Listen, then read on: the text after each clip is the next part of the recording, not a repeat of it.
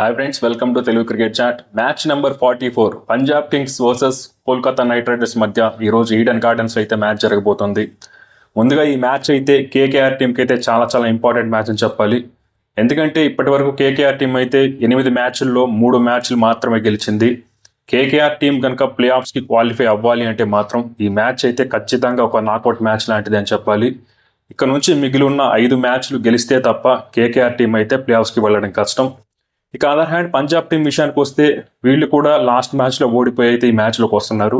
కాబట్టి వీళ్ళకు కూడా ఇంకా ప్లే ఆఫ్స్కి ఇంకా రూట్ అనేది ఇంకా క్లియర్ అవ్వలేదు. కాబట్టి పంజాబ్ కింగ్స్ కూడా ఈ మ్యాచ్ అనేది కాస్త ఇంపార్టెంట్ అయ్యే అవకాశం ఉంది. అయితే ఈ రెండు టీమ్స్ అయితే ఈ మ్యాచ్లో ఓడిపోయి వస్తున్నాయి కాబట్టి ఎలా పర్ఫామ్ చేస్తాయని చూడాలి. అయితే లాస్ట్ ఇయర్ ఇదే గ్రౌండ్లో ఈ రెండు టీమ్స్ మధ్య మ్యాచ్ జరిగినప్పుడు పంజాబ్ కింగ్స్ టీం అయితే 260 పరుగుల టార్గెట్ అయితే చేసింది ఇదే గ్రౌండ్లో. కాబట్టి ఖచ్చితంగా పంజాబ్ కింగ్స్ అయితే బ్యాక్ ఆఫ్ ద మైండ్ అయితే రన్ అవుతూ ఉంటుంది. ఇక ఈ రెండు టీమ్స్ మధ్య హెడ్ టు హెడ్ స్టాట్స్ కనుక ఒకసారి చూస్తే మొత్తం 34 మ్యాచ్లు జరిగితే కేకేఆర్ టీం 21 మ్యాచ్లో గెలిస్తే పంజాబ్ కింగ్స్ టీం అయితే 13 మ్యాచ్లో గెలిచింది. అంటే ఓవరాల్ రికార్డ్ చూసుకుంటే మాత్రం ఖచ్చితంగా కేకేఆర్కి అయితే ఫేవరబుల్గా ఉంది. కానీ రీసెంట్ రికార్డు మాత్రం ఖచ్చితంగా పంజాబ్ కింగ్స్కి ఫేవర్గా ఉందని చెప్పాలి. లాస్ట్ ఇయర్ ఇదే గ్రౌండ్లో 261 చేశారు. అలాగే మనకి రీసెంట్గా ఈ సంవత్సరం ఒక మ్యాచ్ జరిగింది. ఆ మ్యాచ్లో పంజాబ్ కింగ్స్ టీం అయితే 111 పరుగుల లోయెస్ట్ టోటల్ అయితే డిఫెండ్ చేసుకున్నారు. కాబట్టి ఖచ్చితంగా రీసెంట్ ఫామ్ అయితే పంజాబ్ కింగ్స్ వైపే ఉందని చెప్పాలి. ఇక ఈడెన్ గార్డెన్స్లో పిచ్ ఎలా ఉండబోతుంది, ప్లేయింగ్ లెవెల్ ఏమైనా మార్పులు ఉంటాయంటే ముందుగా ఈడెన్ గార్డెన్స్ పిచ్ విషయానికి వస్తే బ్యాటింగ్కి ఫ్రెండ్లీగానే ఉంటుంది. అట్ ద సేమ్ టైం బౌలింగ్కి కూడా అనుకూలిస్తుంది. ముఖ్యంగా ఈ గ్రౌండ్లో స్పిన్నర్స్కి అయితే చాలా హెల్ప్ దొరికే అవకాశం ఉంది. కాబట్టి రెండు జట్టుల్లో కూడా మంచి క్వాలిటీ స్పిన్నర్స్ ఉన్నారు. కాబట్టి ఈ మంచి మ్యాచ్ అయితే మనం చూసే అవకాశం ఉంది. ఇక టాస్ గెలిచిన కెప్టెన్ ఏం చేయాలంటే జనరల్గా ఇక్కడైతే టాస్ గెలిస్తే చేజింగ్కే వెళ్తారు. అలా కాకుండా ఫస్ట్ బ్యాటింగ్ చేసి కూడా ఒక 200 రన్స్ కనుక బోర్డు మీద పెట్టగలిగితే ఖచ్చితంగా డిఫెండ్ చేసుకోవచ్చు. ఎందుకంటే మనం ఈ ఈరోజు చూసాం, మనకి ఎస్ఆర్హెచ్ మరియు కేకేఆర్ మధ్య మ్యాచ్ జరిగింది. ఆ మ్యాచ్లో కేకేఆర్ టీం 200 స్కోర్ చేసి డిఫెండ్ చేసుకుంది. రీసెంట్గానే జీటీ వర్సెస్ కేకేఆర్ మధ్య మ్యాచ్ జరిగింది. ఆ మ్యాచ్లో కూడా గుజరాత్ టైటన్స్ అయితే 200 స్కోర్ చేసి అయితే సింపుల్గా డిఫెండ్ చేసుకున్నారు. కాబట్టి టాస్ గెలిచినా ఓడిపోయినా ఒక 200 కనుక బోర్డు మీద పెట్టగలిగితే ఖచ్చితంగా ఫస్ట్ బ్యాటింగ్ చేసిన టీంకి అయితే అడ్వాంటేజ్ ఉండే అవకాశం ఉంది.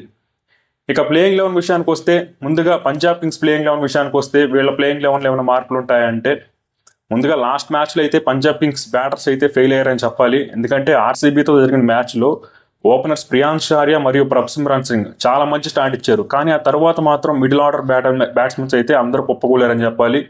అయితే లాస్ట్ 2 మ్యాచ్ల్లో శ్రేయస్ అయ్యర్ ఫెయిల్ అవ్వడం కూడా కాస్త ఎఫెక్ట్ పడుతుంది ఈ టీంకి. అలాగే మనకి మిడిల్ ఆర్డర్లో చాలామంది ప్లేయర్స్ అయితే ఫామ్లో లేరు. మనకి నేహల్ వదేరా, మార్కస్ స్టాయినిస్ లాంటి వాళ్ళు అయితే అంత గొప్పగా పర్ఫామ్ చేయట్లేదు. కాబట్టి కాస్త పంజాబ్ బ్యాటింగ్లో కూడా ప్రాబ్లమ్స్ ఉన్నాయి. కాకపోతే వాళ్ళ ఓపెనర్స్ మంచి ఫామ్లో ఉన్నారు. అలాగే పంజాబ్ బౌలింగ్ విషయానికి వస్తే మాత్రం పర్లేదు, బాగానే ఉంది. విజిత్ చాహల్ లాంటి వాళ్ళు మంచి ఫామ్లో ఉన్నారు. అలాగే హర్ప్రీత్ బాల్ కూడా ఎఫెక్టివ్గానే కనిపిస్తున్నాడు. మార్కో ఎన్సన్, అర్షదీప్ సింగ్ లాంటి వాళ్ళు ఓకే.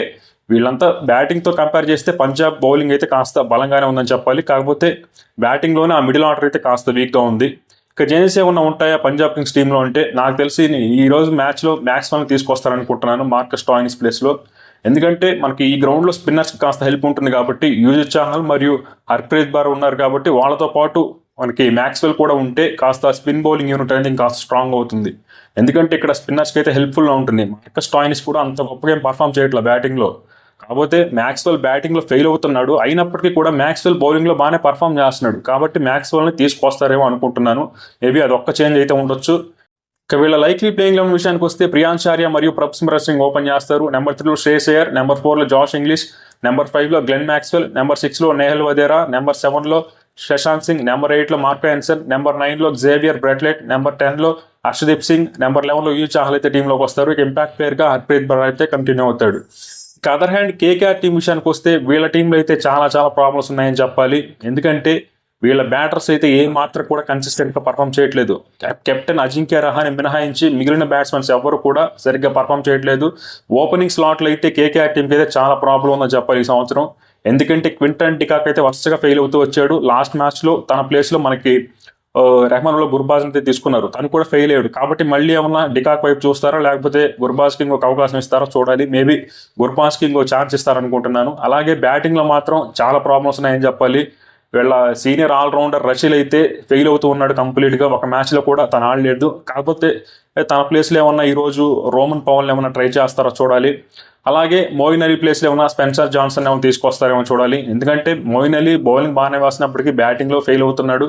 మేబీ స్పెన్సర్ జాన్సన్ లేదా ఆండ్రిక్ నోర్కీని ఏమన్నా తీసుకొస్తారో, లేకపోతే ఇక్కడ స్పిన్నర్స్కి కాస్త హెల్ప్ ఉంటుంది కాబట్టి మోయిన్ అలీతోనే వెళ్తారేమో చూడాలి. ఇక కేకేఆర్ ప్లేయింగ్ 11 విషయానికి వస్తే రెహమాన్లో గుర్బాజ్ మరియు సునీల్ నారాయణ అయితే ఓపెన్ చేస్తారు. నెంబర్ 3లో అజింక్య రహానే, నెంబర్ 4లో వెంకటేష్ అయ్యర్, నెంబర్ 5లో యాంగ్రీష్ రఘువంశీ అయితే టీంలోకి వస్తాడు. లాస్ట్ మ్యాచ్లో రఘువంశీ నెంబర్ 9లో ఆడాడు, కానీ ఈ మ్యాచ్లో మాత్రం తను నెంబర్ 5లో ఆడతాడు. ఇక నెంబర్ 6లో రింకు సింగ్, నెంబర్ 7లో ఆండ్రీ రషీల్, నెంబర్ 8లో రమణ్ దీప్ సింగ్, నెంబర్ 9లో మోయిన్ అలీ లేదా స్పెన్సర్ జాన్సన్, నెంబర్ 10లో హర్షిత్ రాణా, నెంబర్ 11లో వరుణ్ చక్రవర్తి టీంలోకి వస్తారు. ఇంపాక్ట్ ప్లేయర్గా వైభవ్ వరవర్ అయితే ఆడతాడు. ఇక్కడ కేకేఆర్ బౌలింగ్ అయితే చాలా స్ట్రాంగ్గా ఉంది కంపేర్ టు బ్యాటింగ్. కాకపోతే వీళ్ళ బ్యాటింగ్లో మాత్రం ఇన్కన్సిస్టెన్సీ అయితే క్లియర్గా కనిపిస్తుంది. ఈ రెండు టీమ్స్లో ఏ టీంకి గెలిచే అవకాశం ఉందంటే మాత్రం ఈ రెండు టీమ్స్ అయితే ఖచ్చితంగా ప్రాబ్లమ్స్ ఉన్నాయని చెప్పాలి. బౌలింగ్లో రెండు టీమ్స్ బాగానే ఉన్నప్పటికీ బ్యాటింగ్లో మాత్రం క్లియర్గా ప్రాబ్లమ్స్ అయితే ఉన్నాయి. ముఖ్యంగా వాళ్ళ మిడిల్ ఆర్డర్ బ్యాట్స్మెన్స్ అయితే ఇన్కన్సిస్టెంట్గా పర్ఫామ్ చేస్తున్నారని చెప్పాలి. ఇటు పంజాబ్ కింగ్స్ టీంలో కానీ ఇటు కేకేఆర్ టీంలో కానీ ఎవరు కూడా కన్సిస్టెంట్గా అయితే పర్ఫామ్ చేయట్లేదు. కాకపోతే మనకి కేకేఆర్ టీంతో కంపేర్ చేస్తే పంజాబ్ కింగ్స్ బ్యాటర్సే కాస్త బెటర్ ఫామ్లో ఉన్నారని చెప్పాలి. కాబట్టి ఈ మ్యాచ్లో పంజాబ్ కింగ్స్కే కాస్త స్లైట్ ఎడ్జ్ ఉండే అవకాశం ఉందని అనుకుంటున్నాను. అలా కాకుండా కేకేఆర్ బ్యాటింగ్ కనుక ఈరోజు ఫైర్ అయితే మాత్రం కేకేఆర్ టీంకి ఎడ్జ్ ఉండే అవకాశం ఉంది. మేబీ నాకెందుకో పంజాబ్ కింగ్స్కే కాస్త స్లైట్ ఎడ్జ్ ఉంది అనిపిస్తుంది. మరి చూడాలి ఏ టీం గెలుస్తుందో.